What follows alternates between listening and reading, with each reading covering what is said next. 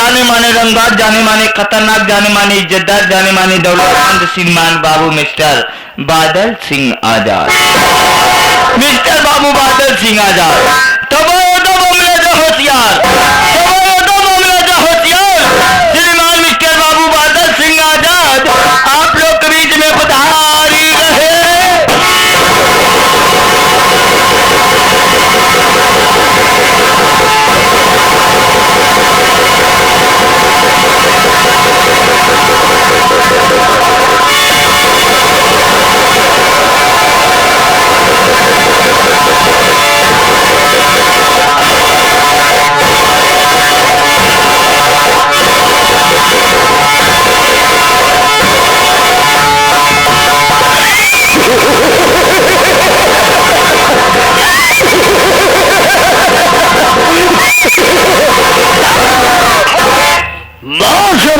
उसको काल कहते हैं, काल कहते हैं, समाज के दरिंदे को जमींदार बाबू बादल सिंह आजाद कहते हैं। आज तो परिवार का दीपक जलेता हो, और जब परिवार का दीपक जलेता हो और बगावत करने वाले को जान ले लेता हो। और आज दोस्तों, आज के मैं भी यहाँ पर रह करता था, गांव से तमाम पालतू कुत्ते रहा करते थे, लेकिन आज मैं क्या जग रहा हूँ, यहाँ पर कौन ससुर मौजूद नहीं है। जान तो कोई बात नहीं, मैं बैठता हूँ आने बाद में तेरी खबर हुए आओ बरखौदार।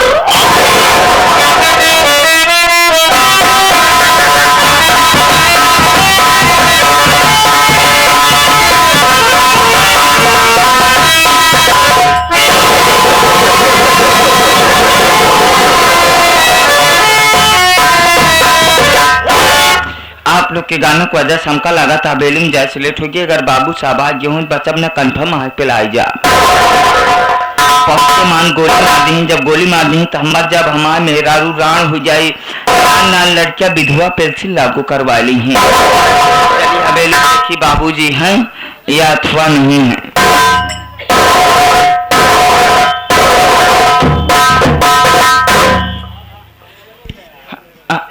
अंकल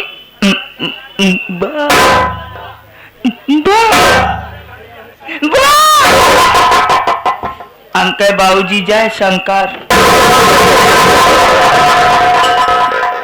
जय शंकर जय शंकर जय शंकर बरखौदार। यही बताओ छोटू, शाम से बड़े मचाना चाहिए या सब दिखाना चाहिए, यही से तो हो गए। लेकिन का कारण है नौशा के मैं जाना चाहता हूँ। याद हो हराम हो जोड़ वाले को जिंदा सारे जमीन में दफा का बता। हम ड्यूटी के लिए आवत, लेकिन अफसोस के बाद के जैसे हम गौरीगंज चौराहा पहुंचे उसे हम बैठे बैठे अंडा दे लागे। तू अंडा दे रहा था मेरे साले, अंडा दे रहा था। ये बताओ तू ही अंडा देता है या तेरा पूरा खानदान अंडा देता है? नहीं बाबूजी, हमारा पूरा खानदान अंडा देते नहीं, लड़कियां बच्चा छोड़ के।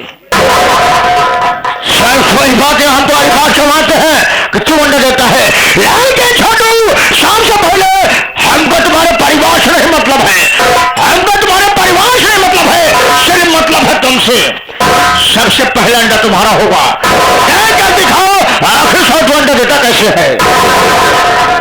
जरा से बात बाबूजी, मुल्ला वाली बात कमाने बाद मुल्ला कौन सी बात है? बात जरा सी यार बाबूजी, क्या बात है? हमरे किया अंडा के थूक दुकान बा।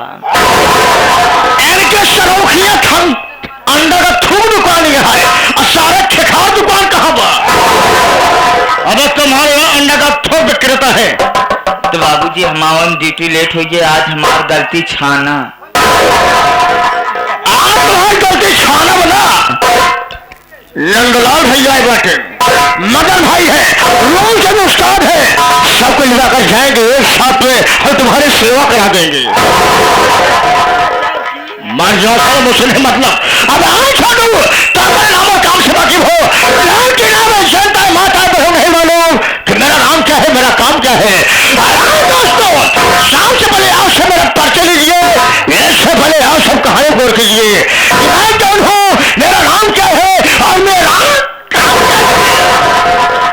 दोस्तों हम कोई गैर नहीं, कहीं काम कोई घर नहीं। आज की रात एक धारा नगरी है, आज की रात एक धारा नगरी है। यहाँ का जमींदार मिस्टर बाबू बादल सिंह आजाद, मिस्टर बाबू बादल सिंह आजाद। छोटो, अबे जब मैं छोटा सा था, जब मैं छोटा सा था तभी मेरे माँ बाप का स्वर्गवास हो गया। मैं बचा तरह तरह के लोग, परिवार के लोग, गांव के लोग मुझे पढ़ाए लिखे सयाना किए। छोटू, मेरे पिताजी जीवित थे, पिताजी जीवित थे तो उनका वसूल कुछ और था। उनका वसूल यह था, अगर गरीबों को रुपये दिया करते थे, यही जो कुछ हराम खोरों से हमें ब्याज दिया करते थे। लेकिन पिताजी के मर जाने के बाद, पिताजी के मर जाने के बाद मैं पिताजी के वसूल बदल दिया, अपना वसूल लगा दिया। अरे मैं जिसका 50 रुपए कर्जा दिया करता हूँ, भगवान के ढलते ढलते एक जुर्म हटता हूँ। आज जिसका 500 रुपया कर्जा दिया करता हूँ, भगवान के ढलते ढलते एक जुर्म हट करता हूँ। अगर कितना हो जाता है छोटू, अपने इलाके में एक गपिया नाम का किसान था ससुरा। एक दिन अपनी हवेली पर आया, कहने लगा बाबू साहब मेरी पत्नी बीमार है, मेरे बच्चे भूखे पैसे ताप रहे हैं, मुझे सहारा दिया जाए। मैंने कहा गपिया क्या मुझसे क्या सहारा चाहता है? बोला बाबू साहब मुझे 500 रुपया कर्जा दिया जाए। छोटो, अबे उसकी बात को सुनते हुए मैं उसकी परेशानी को देख नहीं सका, मैं उसे 500 रुपया कर्जा दे दिया। लेकिन 5 साल बीत गए, या तो ससुरा पैसा पहुंचाया या तो कभी अपने हवेली पर काम करने आया। एक दिन साबरी को उठाया, अबे 500 के आगे एक जीरो बढ़ा करके मैंने पूरा 5000 रुपया कर दिया। राइफल गोपिया किसान के झोपड़े पर पहुंचा। समय वहां गया, मैं क्या देख रहा हूँ, गोपिया किसान हराम खोर 4 पर सो आराम कर रहा था। मैंने कहा गोपिया तो हमारा पैसा कब तक है? और हमारी बात सुने छोटू, हमारी बात सुने हराम खोर। वो मुझे चकवा बताने लगा, गुस्सा आई, राफा को लोड किया, अबे गोपिया किसान के सीने पर गोली मार दिया। उसकी पत्नी थी, अब जिसका नाम सुशीला देवी था। सुशीला गांव में भिक्षा मारे गए थे। जब मेरी गोली बात सुनी तो भागते भागते आई, मेरे परे पर गिर पड़ी, रोने लगी। अबे कहने लगी जमींदार साहब मेरे पति को गोली क्यों मार दिए? मैं आपको एक पास चुका देती। उसके बाद तो सुना, उसके बाद तो सुना, जैसे निकाला लाइटर उसके टूटे फटे झोपड़ी में आग लगा दिया। झोपड़ी जल रही थी, अब उसे जलती झोपड़ी में मैं सुशीला के भार को पकड़ा, अब घास से तो ले गया, उसे जलती झोपड़ी फेंक दिया। अब उसकी भी कहानी खत्म हो गई। उसके बाद 3 बच्चे, 2 बेटा और 1 बेटी। बड़े बेटे का नाम हीरा, छोटे बेटे का नाम मोती। अबे मोती से छोटी उसके बेटे थी, अब जिसका नाम सपना था। लेकिन हीरा हराम खोर कुछ जानकार था, ना जाने कहां से ये ससुर सारा कारनामा देख रहा था। सारा कारनामा देखते देखते जब उससे बर्दाश्त नहीं हुआ, वह मेरे पास आया, मेरे पास आकर के मेरे गिरवान में हाथ लगा दिया। अबे करूंगा, मुझे गुस्सा आई, अपने राइफल के बर से उसके सर पर मारा। वह ससुर लंबा लंबा धरा साई हो गया। जब वो बेहोश हो गया, उसके डखलों पकड़ा, उसके डखलों को पकड़ा, अबे घास से तो ले गया, पहाड़ी के ऊपर से नीचे फेंक दिया। अबे उसकी भी कहानी खत्म हो गई। ये बता छोटू, अबे गोपिया किसान के परिवार में अबे कितने लोग मर गए? पूरे 3 लोग। ये छोटू, जमींदार का पैसा तो नहीं मरा, जमींदार की बुद्धि कच्चा थी, बुद्धि समझो। अबे जब चाहे लिखो जब चाहे मिटा दो। छोटू, आज मैं तुम्हें एक बात कहना चाहता हूँ। बात है छोटू, अभी तक हमारी शादी नहीं हुई थे। बाबूजी आपके शादी अभी ताल्लुक ना है भाई, एक मतलब आप परेठे ही हैं। हम साले परेठे नहीं बांटे, हम साले 14 से बड़े कुत्ता साले। छोटू, एक जरीबान में शराब पिया, अबे शराब के नशे में घूमते घूमते सीतापुर पहुंचा। माले में किससे मुलाकात हुई?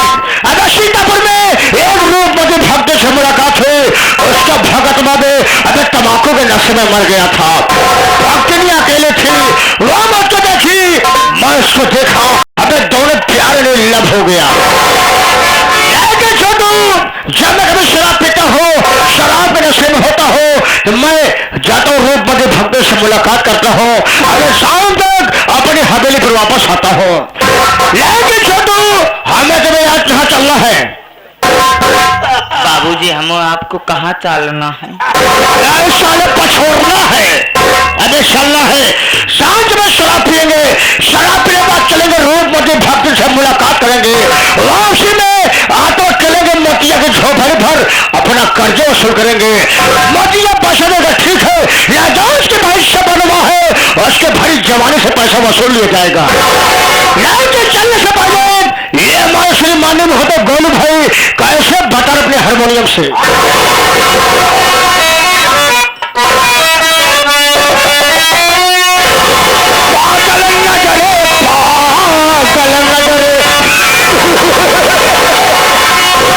छोटू, पागल न करे दिल दीवाना लगता है।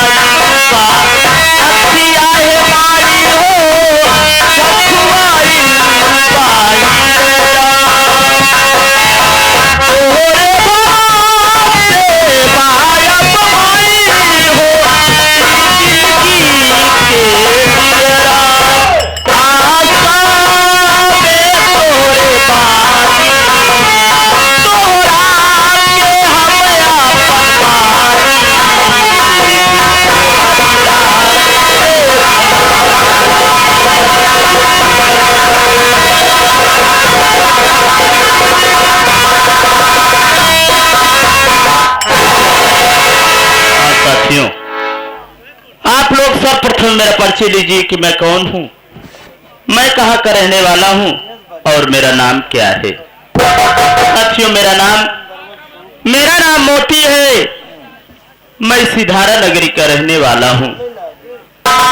घर में मैं हूं, मेरी बहन, जो कि मेरी बहन का नाम सपना है साथी। मेरे बाबूजी थे, मेरे बाबूजी का नाम गोपी किसान था। मेरी माता जी का नाम सुशीला देवी था। मुझसे बड़े मेरे भैया थे, मेरे भैया का नाम हीरा था। क्या बताऊं बाबूजी, हम भाई बहन इतने अभागे हैं, इतने नसीब हैं कि जब हम भाई बहन बहुत छोटे छोटे से थे, तभी हम भाई बहन के सर से माँ बाप का साया छीन लिए ऊपर वाले ने। हम भाई बहन बचपन में ही अनाथ हो गए, माँ बाप के प्यार न पाए। लेकिन जब मेरे बाबूजी, मेरी माँ इस दुनिया में जिंदा थे, तब मेरे बाबूजी इसी धारा नगरी के जमींदार बाबू बादल सिंह के यहाँ काम करते थे। मेरे बाबूजी गरीबी से परेशान होकर के एक दिन ठाकुर साहब के यहाँ से कुछ पैसे कर्ज के तौर पर लाए। कर्ज लाने के बाद मेरे बाबूजी बीमार पड़ गए। दीपावली का त्योहार था साथियों, दीपावली का त्योहार था, और त्योहार के दिन मेरे घर में खाने को कुछ, हम भाई बहन दरवाजे पर बैठ करके रो रहे थे। मेरी माँ सोची कि आज त्योहार दिन हमारे बच्चे भूखे रहेंगे। मेरी माँ चली गई पड़ोसियों के यहाँ कुछ मांगने के लिए। सोची कि जाऊं पड़ोस वालों के यहाँ से कुछ मांग करके लाऊं तो अपने बच्चों का पेट भर दूं। मेरी माँ चली गई भागने के लिए, लेकिन उसी वक्त अचानक ठाकुर साहब मेरी झोपड़ी पर आ धरेंगे, और आते ही मेरे बाबूजी से बोले, अरे पपिया हमारा पैसा दे रे। मेरे बाबूजी ठाकुर साहब का पांव पकड़ कर कहते हैं कि ठाकुर साहब, अरे अभी तो मैं दाने दाने का मोहताज हूँ, पाई का लाचार हूँ। मैं इस कठिन घड़ी में आपका कर्ज कहां से लौटा पाऊंगा। इतना सुनते ही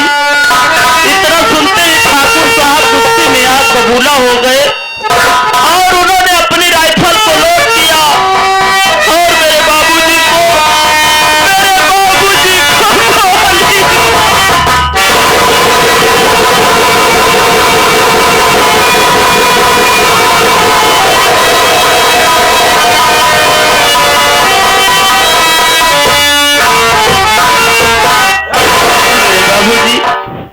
गोली लगते ही खून से लहूलुहान जमीन पर गिर पड़े।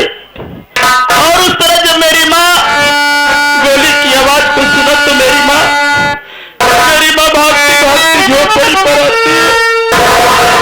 देखती है कि मेरे बाबूजी की लाश पड़ी है। मेरी माँ ठाकुर साहब को पाँव पकड़ के कहती है कि अरे ठाकुर साहब, ये आप क्या कर दिए? आज आप मेरे जीने का सहारा छीन लिए, मेरे बच्चों को अनाथ कर दिए। लेकिन इतना में भी ठाकुर साहब को संतोष न हुआ, और उन्होंने अपने देश से लाइटर को निकाल करके मेरी टूटी फूटी झोपड़ी में आग लगा दी, और उससे जलती हुई आग में मेरी बच्ची को करके फेंक दिए। उस वक्त मैं और मेरी बहन सपना छोटे थे, एक कोने में छिप करके सब कुछ अपनी आंखों से देख रहे थे। मेरे भैया हीरा उस वक्त कुछ बड़े थे, उनसे बर्दाश्त न हुआ, और वो जाकर के ठाकुर साहब से भिड़ गए। लेकिन ठाकुर साहब मेरे भैया को नामालूम कहाँ लेकर के चले गए। तब से लेकर के आज तक मेरे भैया हीरा का कुछ पता नहीं चला। मैं तो कभी कभी ये सोचता हूँ कि ना मालूम इस दुनिया में मेरे भैया हीरा है भी कि नहीं। लेकिन साथियों, माँ बाप के मर जाने के बाद यही सोच कर मैं जीता चला आया कि दुनिया में अगर आए हो तो जीना ही पड़ेगा, और जीवन है अगर जहर तो इसे पीना ही पड़ेगा। अपनी बहन का मुंह देख करके जीता चला आया। इस उम्र के पड़ाव पर हम सब आके खड़े हो गए। किसी न किसी तरीके करके मैं और मेरी बहन सबका मेहनत मजदूरी करके खाने कमाने लगे। लेकिन उस भगवान को ये भी न देखा गया कि हमारी बहन स्कूल से खाने कमाने लगे। अरे उसको ना मालूम क्या सूझी कि उसने आज 6 महीनों से मेरे पूरे बदन में कोड़ दे दिया। आज मैं 6 महीनों से इस कुष्ठ रोग से ग्रसित हूँ साथियों। दूसरी तरफ मेरी बहन सपना सयानी हो चुकी है। मैं जिस भी दरवाजे पर अपनी बहन की शादी का रिश्ता लेकर के जाता हूँ, ये दहेज के लोभी संसार वाले मुझ जैसे अभागे से दहेज की मांग करते हैं। कोई 1 लाख मांगता है तो कोई 50,000 मांगता है। आप सभी सोचिए बाबू की जो इंसान अपने हाथों से 1 गिलास पानी उठाकर वो भला इतनी बड़ी रकम देने के लिए कहाँ पाएगा। यही सब बातें सोच करके साथियों मुझे रातों को नींद नहीं आती, परेशान। मेरा एक दोस्त है जिसका नाम प्रमोद है। आज जब वो मेरे पास आएगा तो मैं उससे अपनी चिंता जरूर व्यक्त करूंगा।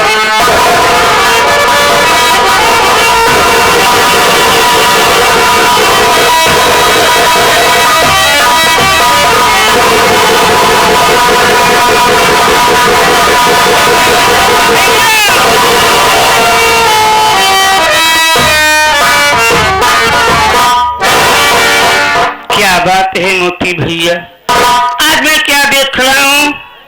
आज आप इतना मायूस और आंखों में आंसू, उदासी का कारण हमसे नहीं बताओगे मेरे भाई? बताऊंगा प्रमोद, क्यों नहीं बताऊंगा मेरे दोस्त। अरे तुझसे नहीं बताऊंगा तो इस मोती का इस गांव में कौन है?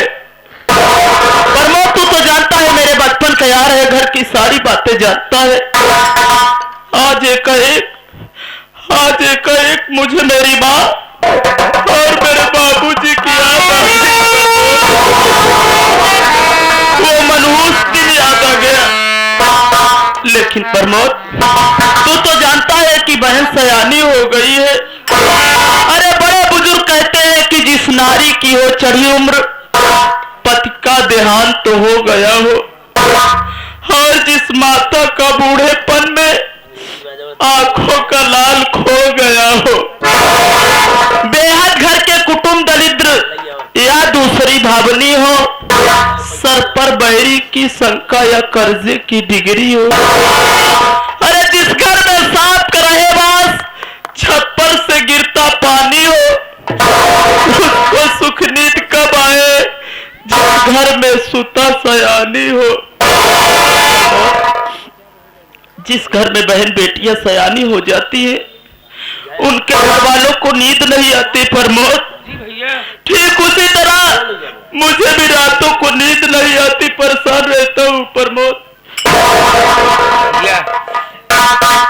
आप हमारे पड़ोसी नहीं बल्कि हमारे भाई हैं भैया। अरे आप असमर्थ हैं ना भैया? मैं तो असमर्थ नहीं हूँ मेरे भाई। बहन सपना की शादी जरूर होगी भैया, होगी करूंगा। या जो भी कुछ होगा बहन सपना की शादी में भरपूर मदद मैं करूंगा मेरे भाई। तू मेरा यार है प्रमोद, तू तो यार से बढ़ करके। लोग कहते हैं कि खून का रिश्ता होता है, बड़ा पावन रिश्ता होता है, लेकिन खून के रिश्ते से बढ़कर भी एक रिश्ता होता है जो दोस्ती का रिश्ता होता है प्रमोद, जो कि खून से नहीं बल्कि ये रिश्ता दिल से पैदा होता है प्रमोद। बहन सपना कहाँ है प्रमोद? बहन सपना लकड़ी का। ठीक है प्रमोद, आओ बैठकर बहन का इंतजार करते हैं। चलो भैया इंतजार कर लेते हैं।